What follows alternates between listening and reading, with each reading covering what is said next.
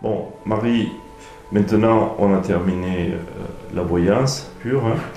On va passer à une technique différente qui s'appelle le hiking et qui va nous permettre d'approfondir un sujet qu'on a vu, un domaine que vous voudriez approfondir à travers cette technique, ou bien alors approfondir de manière globale une question type où en suis-je, qui va nous permettre de voir, de sonder la température, de voir où vous en êtes actuellement un petit peu dans tous les domaines et d'essayer de trouver des conseils qui puissent vous aider à avancer. On va utiliser des pièces de hiking. Alors le principe est tout simple, 3 pièces de monnaie chinoise, un côté yang, un côté yin. On va le jeter 6 fois et je vais dessiner ce qu'on appelle un hexagramme de hiking qui ensuite sera la base de notre analyse. Bon, d'abord il faut formuler la question. Donc il faut décider quelle question vous voulez, sur quoi vous voulez interroger le hiking. Où en suis-je? Où en suis-je? Donc, on marque la question. Ensuite, vous prenez ces 3 pièces dans vos mains et vous allez les jeter comme si vous jetiez des dés. Voilà. Donc ici, nous avons un yin, un yang, un yang. En valeur numérique, on sait que yin vaut 2, yang vaut 3. Donc yin 2 avec 4, yang 3, ça nous donne 7. 7, c'est un jeune yang, c'est-à-dire un yang qui ne se transforme pas. Donc, un trait ferme. Allez-y, continuez. Deuxième tirage. Alors cette fois-ci, nous avons un yin et encore yin. Donc, en valeur numérique, 2 plus 2 plus 2, 6, c'est un yin, mais il se différencie d'un jeune yin ou d'un jeune yang dans la mesure où il y a 3 fois, il y a une répétition du même symbole, yin. Donc c'est ce qu'on appelle un vieux yin, c'est-à-dire un yin qui va se transformer, qui va devenir un jeune yang. Pour le symboliser, on va dessiner donc un trait yin, donc un trait brisé, et pour se souvenir qu'il est mutant, qu'il va se transformer, on fait un petit symbole, une croix au milieu, qui va nous rappeler qu'il faudra faire la mutation. Vous faites le 3e tirage. Très bien. Alors cette fois-ci, on a yang, yang, yang. Alors là, on s'en souvient, yang c'est 3, 3, 6, 9. 9, c'est un chiffre yang. Encore une fois, répétition du même symbole. Donc, c'est un vieux yang. Donc, on dessine cette fois-ci un trait ferme, puisque ça, c'est un yang.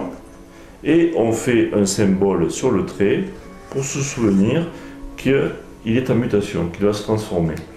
Allez-y, vous pouvez faire votre 4e tirage. Alors, yin, yin, yin. Donc, à votre avis? 3, 2, 4, 6. 6, donc 6. Et comme c'est une répétition de yin, c'est un vieux yin. C'est un vieux yin, exactement. Donc, on fait un trait brisé, ce qui est un yin. Hein. Et pour se souvenir qu'il est à mutation, qui se transforme, on fait une croix au milieu qui nous permettra de faire la mutation par la suite. Allez, 5e trait, 5e tirage. Alors cette fois-ci, un yin, un yang, un yang. Alors, d'après vous? Alors, 2, yang 3, Oui. yang 3, 3 et 3, 6 et 2, 8. Donc, 8, c'est un chiffre pair. Pair, un yin. Oui. Un jeune. Et c'est un jeune yin puisque il est tout seul. Il n'y a pas répétition 3 fois du même symbole. Donc c'est un yin qui ne va pas se transformer, qui reste inchangé. Voilà, donc on fait juste un trait brisé. Dernier tirage. Alors, ici, on a un yin et un yang. 2 et 2, 4 et 3, 7. Voilà. Un yang. C'est un jeune yang, Un yang. effectivement. C'est-à-dire que à chaque fois que vous avez soit de yin et un yang, ou bien de yang et un yin, c'est un trait qui n'est pas en mutation, c'est un trait qui va rester inchangé. Et en fait, là par exemple, vous avez 2 traits yin et un seul trait yang. En fait, c'est le yang qui monte dans le yin. Donc, c'est un trait yang. Voilà. Et sa valeur numérique, c'est 7. 7, on sait que c'est un chiffre impair. Donc, un chiffre impair, c'est un chiffre yang. Et donc, on le symbolise par un trait ferme. Et on n'ajoute rien, puisque ce trait-là, non plus, ne bougera pas. D'accord? Donc, maintenant que vous avez fait le tirage, les 6 traits, on a notre hexagramme. Maintenant, Marie, votre hexagramme est monté et construit. On va en chercher le nom, le retrouver dans les 64 hexagrammes du Viking, savoir duquel il s'agit. Pour cela, on utilise la grille. On prend les 3 traits du bas, c'est le trigramme qu'on appelle le trigramme inférieur, le trigramme du bas. Donc, on voit 2 traits yang, un trait yin. On cherche ici, c'est le feu. Donc, trigramme inférieur, le feu. Et au-dessus, 2 traits yin, un trait yang. Donc, on cherche sur notre grille dans la partie du haut. Et donc, on va trouver la montagne. Donc, en bas, le feu, au-dessus, la montagne. C'est l'hexagramme numéro 22, qui s'appelle Pi, en chinois, et en français, la grâce ou l'apparence. Alors maintenant, on va faire ce qu'on appelle l'hexagramme de perspective, c'est-à-dire qu'on va provoquer des mutations. Le premier trait est un jeune yang, donc là, pas de mutation, il n'y a pas de changement.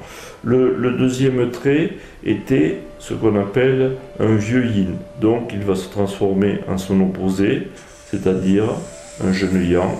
Donc un trait brisé va devenir un trait ferme. Le troisième, c'est l'inverse, c'est un vieux yang, donc il va devenir un jeune yin, donc un trait brisé. Hein, voilà. Au quatrième trait, on a un vieux yin, c'est-à-dire un yin qui se transforme, donc il se transforme en son opposé, qui est un jeune yang, donc un trait ferme. Au cinquième trait, il n'y avait pas de mutation, donc le trait reste ce qu'il était, c'est-à-dire un yin. Et au sixième trait, pas de mutation non plus, donc c'était un yang, il reste un yang. À nouveau, on reprend notre grille, on cherche quel est le trigramme inférieur, les 3 traits du bas. Hein. On trouve 2 yang, un yin, c'est le lac. Et on cherche ensuite le trigramme supérieur, les 3 traits du haut. Et on retrouve le trigramme que vous aviez tout à l'heure en bas dans le premier hexagramme de situation, qui est le feu. Donc le lac avec le feu, ça va donner l'hexagramme numéro 38, qui, dans la traduction de Richard Willem, l'édition Médicis, s'appelle l'opposition. Votre hexagramme de situation, le 22, les apparences, votre hexagramme de perspective, 38, l'opposition. Donc on se va se revoir une deuxième fois. D'ici là, je vais vous préparer par écrit une longue analyse de cette page et vous en prendrez connaissance, vous la lirez plusieurs fois et on aura notre rendez-vous où on parlera uniquement du I Ching et on évoquera donc cette analyse, mais là de manière beaucoup plus approfondie qu'aujourd'hui. Voilà.